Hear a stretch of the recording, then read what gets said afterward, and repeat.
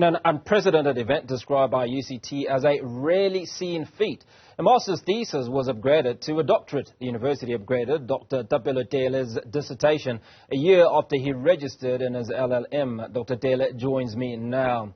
Dr Thapelo, it's good to speak to you. We absolutely love these amazing stories. Now, could you share with us your personal journey from struggling with your LLB studies to achieving a remarkable PhD upgrade at the University of Cape Town? Now, this has all been described as a very, very rare feat.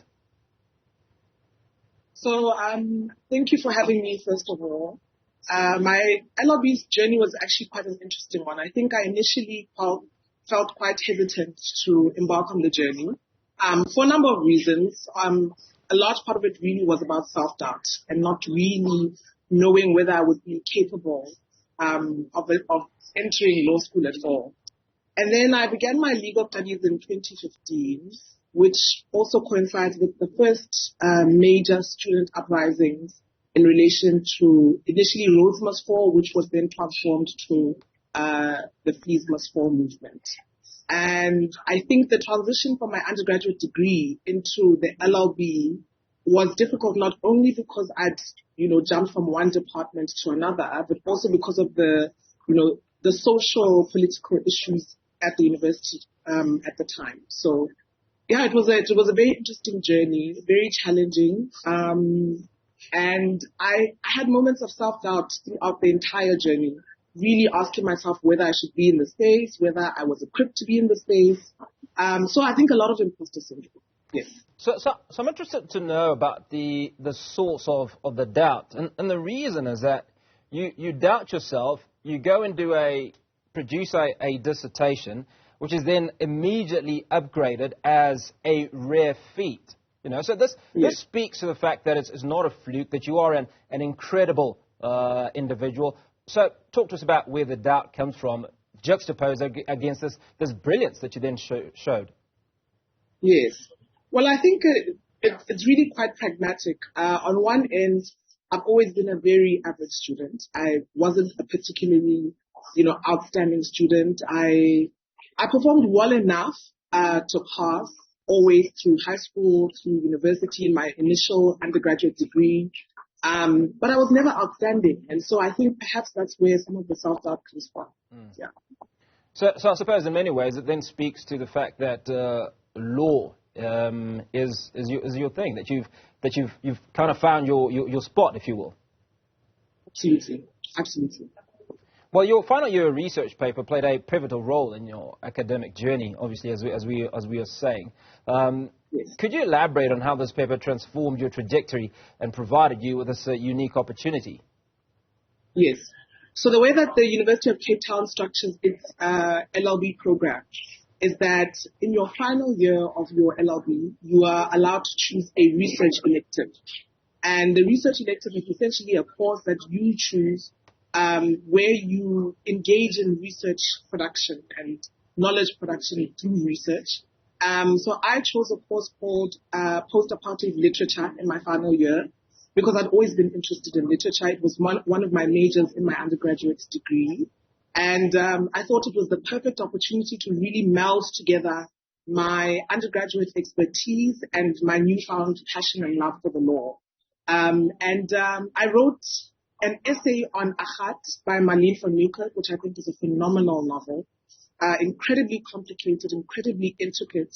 But the process towards writing that paper was essentially foreshadowed by my attending a summer school on critical thinking in Paris, which was a recommendation of my professor at the time, Professor Jacob Arnaud-Nodia at the University of Cape Town. He had felt that it would be a good space for me to sort of have an understanding of what it takes to engage in research in a meaningful space, surrounded by many people who are experts in the field. So I left South Africa in July of 2019 to attend the summer school at the University of Kent in Paris. And it was an incredibly challenging academic space because, first of all, I was the most junior academically. Most people at the summer school were either enrolled in masters already or had PhDs that were pending. And I was then in my final year of my LLB, surrounded by all of these people who were incredibly smart and insightful and sharp. And I think it gave me the impetus and the motivation to realize that I needed to step up my game in terms of my research capacity and my production of knowledge. So that's sort of the set of events that foreshadowed the writing of that essay. The essay itself, I really was convinced it was the worst I'd created.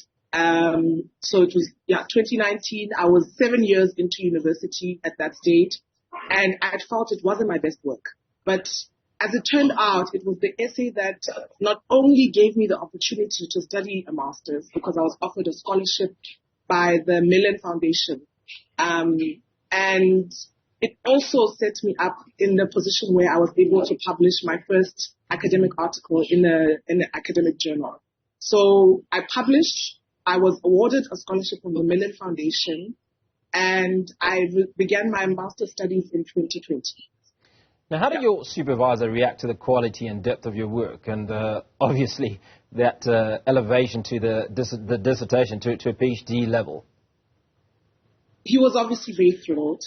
He's a very highly celebrated, highly successful academic, distinguished Professor Philippe Joseph Salazar, French by nationality, but he's worked and lived in South Africa for many years and has written lots of very helpful and insightful articles into understanding South Africa's foundations towards democracy.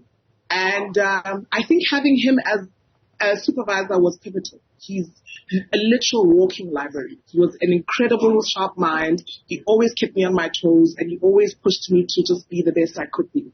So he was thrilled. He really was thrilled.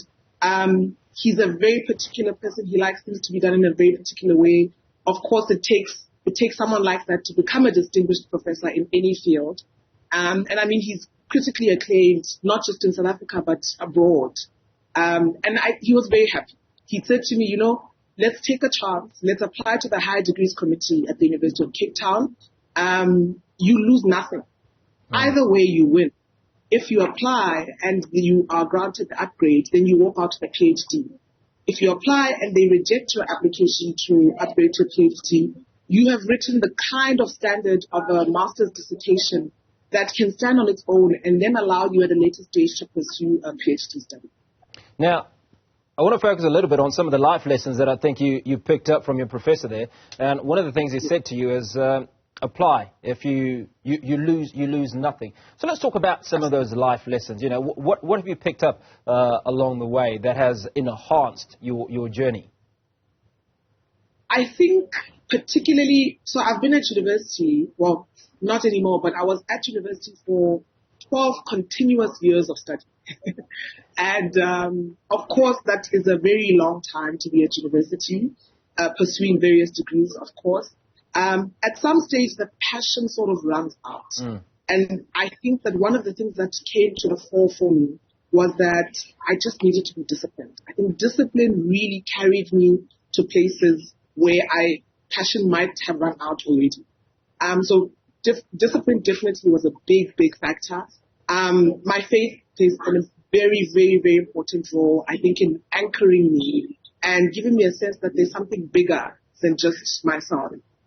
So I often turned to prayer on numerous occasions. Even in the decision-making process, I was given a week by my supervisor to decide whether or not I wanted to proceed with the application to upgrade to PhD. And in that week, I really just spent time on my knees praying to God and asking him for insight and wisdom. And I think the other very important thing that a lot of people neglect in whatever spaces they find themselves in is to really take advantage of the resources and the people who are staffing various departments, because they're really intended to assist students as much as possible. So whether it's reaching out to the wing of your university or tertiary institution that provides a psychological support, whether it's reaching out to tutors to assist you with perfecting your writing style and your voice and tone, whether it's reaching out to lecturers. So, I mean, one of the things that I did in my undergraduate degree was really to foster relationships with all of my professors, some of whose courses, for example, I failed a number of times.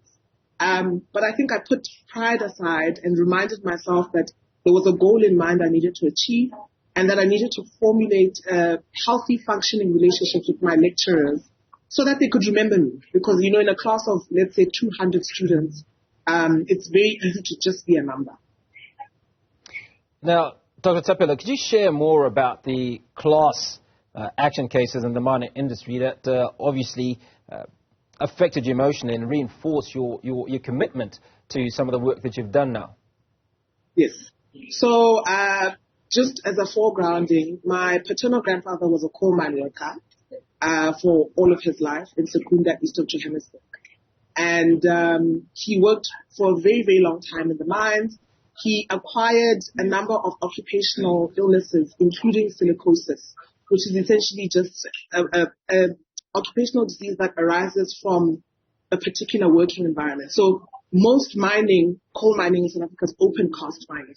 And what that means is a lot of silt and deposit ends up floating in the air. And at that time, because it was in the apartheid years, they didn't have adequate protective equipment, masks, etc. So my grandfather eventually succumbed to his silicosis, which was very sad, because I'd always had a sense that had he perhaps had adequate protection in his occupation, that he might have lived longer, even if it was 5 years longer, 10 years, 15 years longer.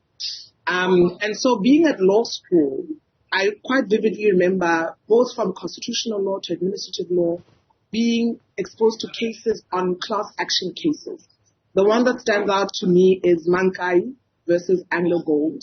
It was a case pertaining to a mine worker who had acquired occupational illnesses, including silicosis, in the duration of his work as a mine worker. New legislation had been passed in the democratic dispensation, and the question was whether he could essentially claim double compensation from both the common law and the existing legal framework.